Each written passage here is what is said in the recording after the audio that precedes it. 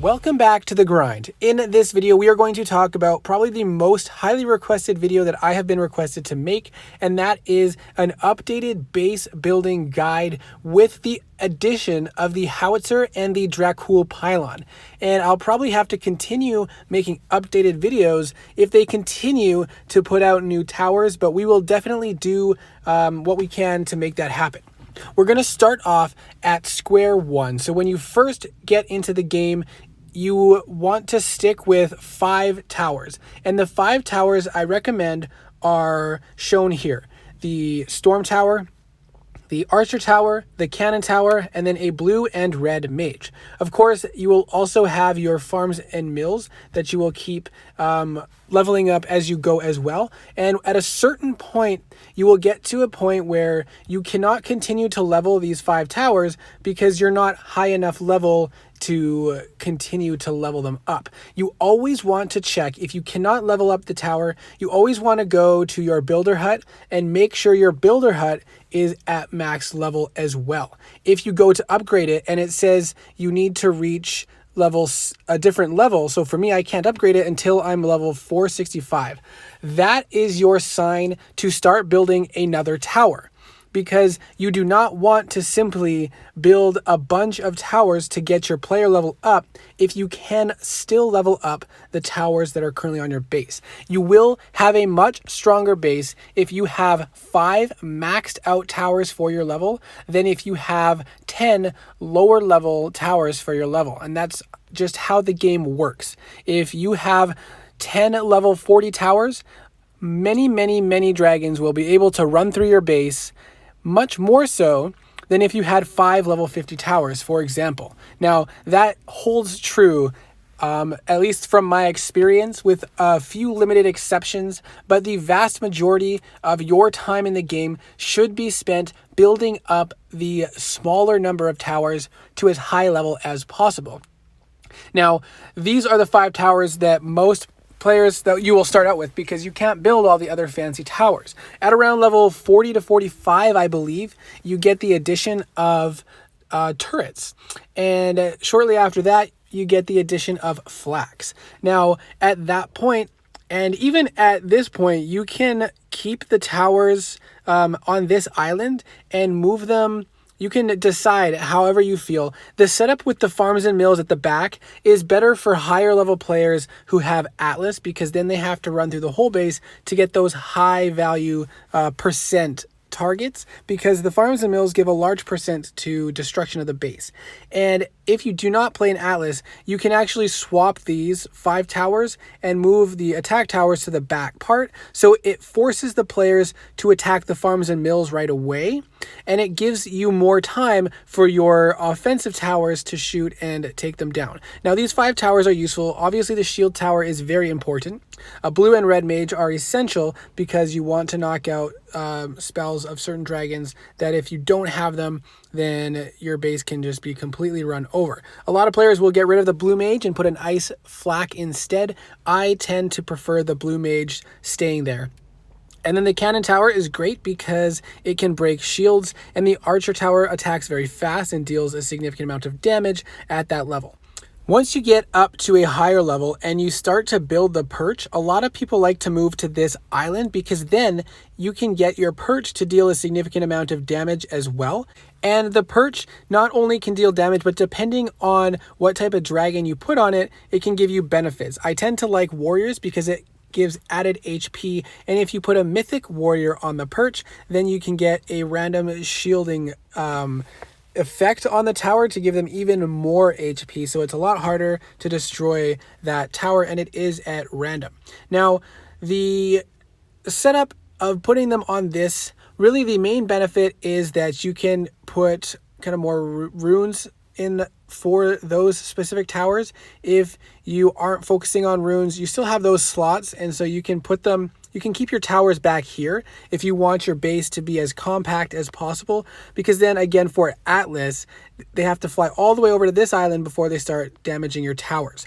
Now, if you do plan to keep your perch leveled up, then having your towers on this island are effective, and it can be very useful to have your towers over here when your perch is at a reasonable level for your player level. And if you do that, you want to at least get your perch to level 30, because that's what will give you the full boosts from your dragon rider and the dragon that is put on that perch. So I would say at least work on getting to a level 30. It's roughly level 30, 33 to get the full benefit. And at that point, it is better to have your towers here because the perch will significantly be helping you out. If you decide, like me, to stop leveling your perch for a certain amount of time, then the perch really isn't going to be doing a whole lot. And actually, if you're high level, the perch will not really be doing much damage to the dragons that are attacking your base, so they can leave it there as a way to gain rage without having to lose much health at all. So in that situation, if you're high level and you're still on a 1 island or 5 tower setup, then it might be more beneficial to keep your towers at the back, because it just requires more time for the dragon to get there. And if you really want to, you can have them behind the farms and mills. But I think as a higher level, it tends to be better to have them right on the front, because towers like the dark flak require being in the front row because they have a very short range. They will fire very quickly if they're in the front, but if they're in the back, it will not recognize the dragon for a second or two, and that gives the dragon plenty of time to destroy it without taking the damage or the stun. Now at this point, once you're able to do flaks, then most players will start with a dark flak because it deals a lot of damage. It can be a very significant damage output tower, and that is where you unlock the majority of your power at that level. But that flag tower doesn't have as much utility as the others, such as an ice flak. And an ice flak is a very valuable tower and arguably could be built as your first flak tower instead of a dark flak. Now, something very, very important to keep in mind: if you are a free-to-play player or a casual spender, it will be very, very difficult for you to maintain more than 1 flak tower. I do have a video specifically on how you know it is the right time to build a second flak tower, but I would probably not recommend a second flak tower until you're at least level 200 or close to it. And that's because once you get higher level in the towers, that costs a lot more to level up than the first several levels. So if you're only level 80 and you're like, man, I've got lots of extra elemental embers, I have 3 flaks and they're all maxed for my level, suddenly you're level 200 and you can't even keep one of them close to max because of the cost goes up so much, and it is challenging to get enough elemental embers to maintain that. So I would wait and stick with just 1. So it is important to decide which flak you want. I also have a video specifically on how to decide which flak tower, and I think that is actually incorporated into when it's the right time to build the second flak. So check that one out. I'll put it in the description. Now, when you move over, there are actually several options. You can keep your cannon tower because it does have the added utility of breaking shields, which can be very useful. I recommend keeping the storm tower instead of doing an earth flak, because if you do an earth flak, you might not be able to afford a dark flak or ice flak because, again, it's that second flak tower. And I think the storm shield is good enough, especially at lower levels. And it actually activates quicker, especially if it's in the back. Well, I should say it activates a little slower, but recognizes the dragon quicker. So you'll have the shield effect better from the back position. If you're going to get an earth flak, it needs to be in the front to really activate as quick or right away. And then again, I always like the blue mage. I prefer it in the front because it's much more difficult for dragons to blink. And then a red mage, if it's on the side here, it will not protect the dark flak. So you always want it to be in the middle. Another option, which is a very good combination, is to get rid of the cannon tower and put in an ice turret, because that actually gives added shield with the super shot, so it will be more challenging to destroy all the towers around it. It also is a beam tower, and a lot of dragons these days have ways to avoid all damage except beam towers, so it can be a source of damage that is very beneficial in the current meta of the game. I probably, if I was to go back and build my kill island at this level again, I would probably do this setup with a storm tower, an ice turret, and a dark flak. I would probably debate over and over in my head whether or not I wanted an ice flak, but with the ice flak, I just don't think there would be enough damage because the other towers don't do a significant amount of damage. So I think that this is probably the more optimal setup. And then you have one that takes ice shards and one that takes elemental embers. However, when I was at that level, I did not have enough ice shards to maintain the turret. I think it is a little bit easier to get the shards these days, so you might be able to maintain one, but I was not able to. So at that point, I just kept my cannon tower, which was nice because it can break shields, which is part of the main functionality of an ice flak, but does not disable the other spells like the ice flak does. Now, I have not seen enough short island setups with the new Dracul pylon and howitzer to be able to recommend putting it on a short island setup. If you were going to go the route of an ice turret to eventually just sit on your base and be useless later on, it might be more valuable to go with something like the Dracul pylon or howitzer because they still are beneficial. But if you're going to build a second flak at that point, you might want to stick with getting an ice flak or fire flak and keeping the storm tower and dark flak. But if you're building for the future, a howitzer is beneficial because it can break shields. But also if you do not apply the super shot and the dragon is unable to avoid the damage, it can deal a lot of damage. It gets more value out of a long island setup because it's such long range, it can fire very early. The Dracul pylon might also be useful because one, it is a beam tower and it can heal itself if the super shot is not applied to it, but also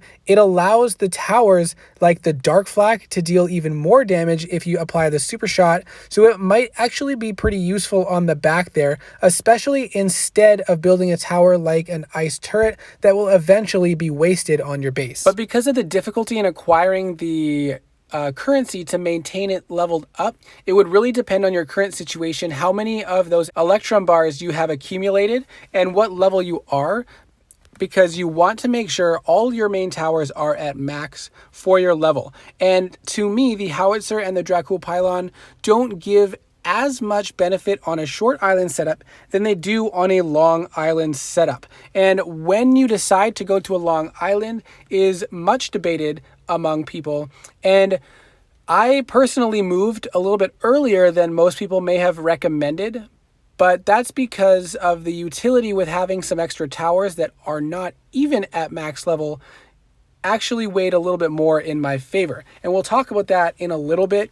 And somebody I know actually with their alt had moved over very, very early at like level 50 or 80, and they were building kind of for the long term. So let's go over and take a look at the Long Island setup. So what I like about the Long Island setup, which I moved over at about level 350, which was a little bit earlier than most players do. But at that point, I had more than 5 towers at max for my level. Now, what I started with was having these 5 main towers. I did end up going for an ice flak as my second flak tower. Sorry, I went for a fire flak as my second flak tower, but then I later switched because I didn't like I didn't find it as useful as an ice flak. And I really do like having the ice flak. So once I switched to an ice flak, I felt like I was having a lot more success. So personally, my preference is a dark flak and then an ice flak for your first 2 flaks. Before I continue talking about how I built my base, I'm going to quickly interject and say with the addition of the new tower types with the howitzer and Dracul pylon, there is much more variability and customizability with the base. And so there is not really a one definitively best setup, but I'm going to finish by explaining my current build, how I got to where I'm at, how I started with the Long Island setup, and what my plans are for developing my Long Island setup. But there are a lot of different possibilities and options, especially with these new towers at higher levels, sticking with a short island setup or a setup on islands 1 and 2. So keep that in mind, but I'll go into what I personally did. When I moved over, I always wanted to have a blue mage on the front to make it more challenging to blink. I always like to have a storm tower, which eventually will be switched for an earth flak once I get it leveled up, and then my storm tower will move to the back island. I also always like a red mage, and currently it is offset, unfortunately, but it is that way to protect these back couple towers here, the howitzer.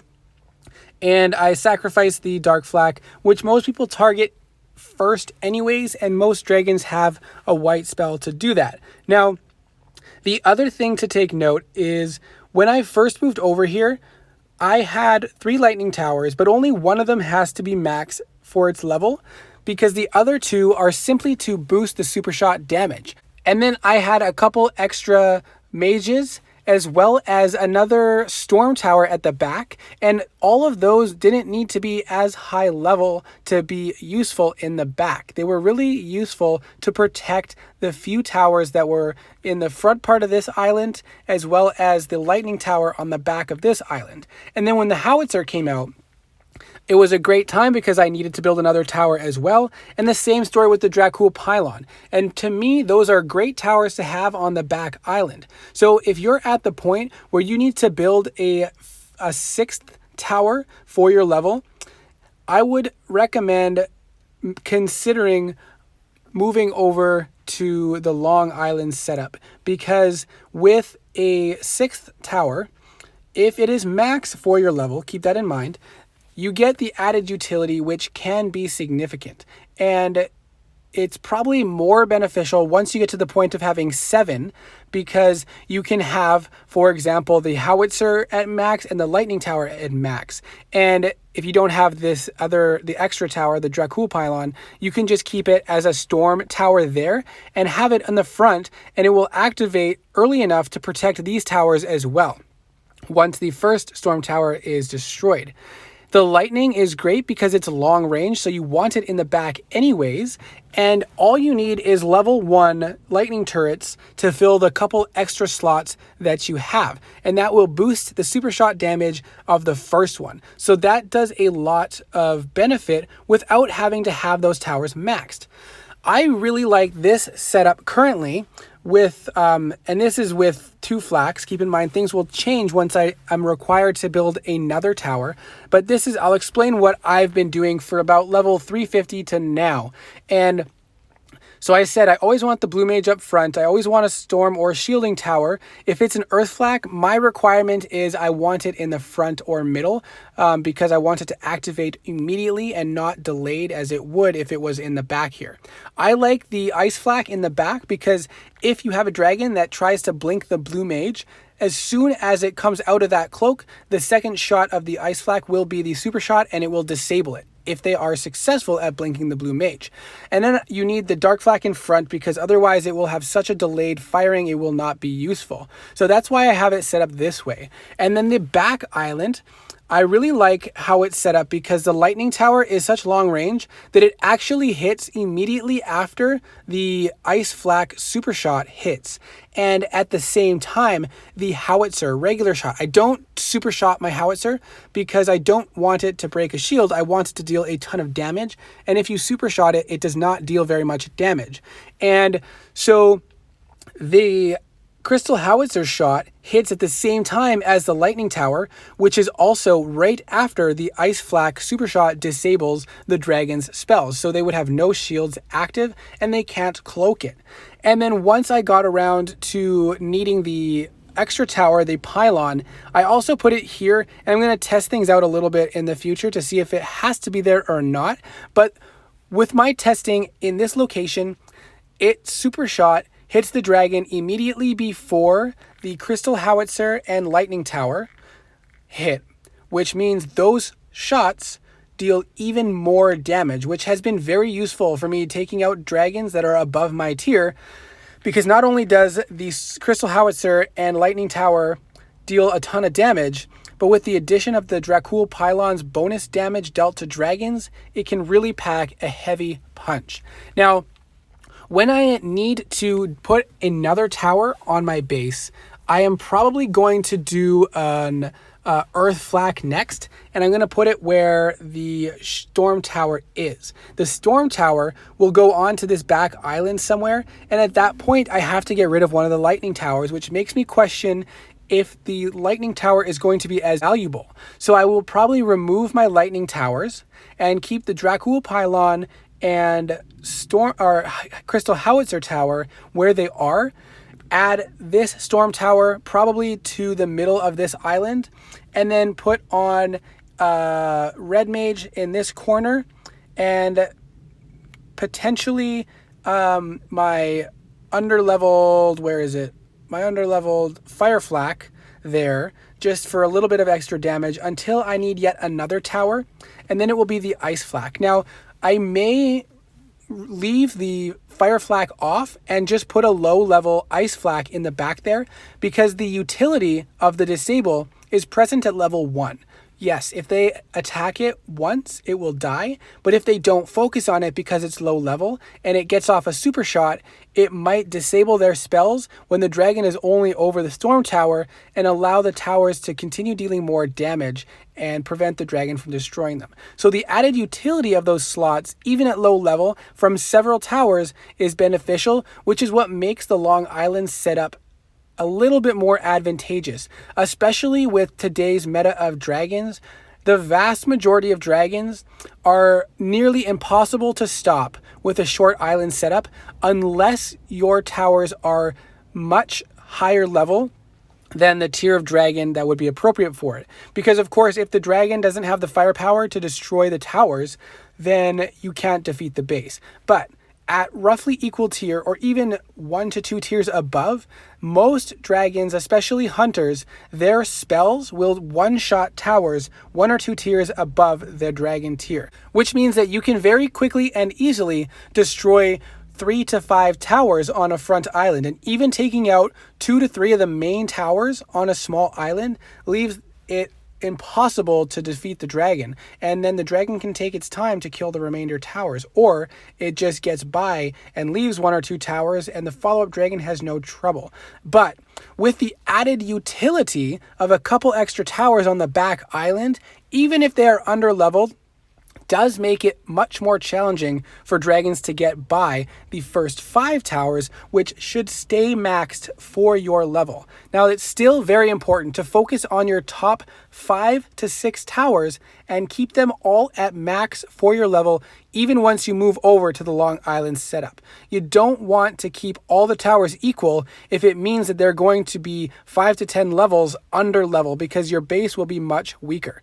But those 5 towers that are at max for your level will be able to function a lot more effectively with the added utility of the underleveled towers on this Long Island setup. I'm sorry this video ended up being so long, but base building is a bit more complex now with the addition of the new towers. I also wanted to explain all my thoughts and reasoning to give a bit more understanding into how I build and decide how to build my base. I might end up building more videos specific to certain level ranges so that I can spend a bit more time focusing on the various options. But I hope this was still useful. If you did manage to get to the end of this video, kudos to you. I do apologize that it took so long. I usually like to keep them short, but this is such a complex and extensive topic. So let me know in the comments what your thoughts are, and if you think it would be beneficial to make different videos for each different level range, talking about some of the various options with base building. Let me know and I can add that to my list and see if we can spend a little bit more time in each specific level range so that we can focus on the various options at that point. I hope this was helpful, and I'll see you in the next video.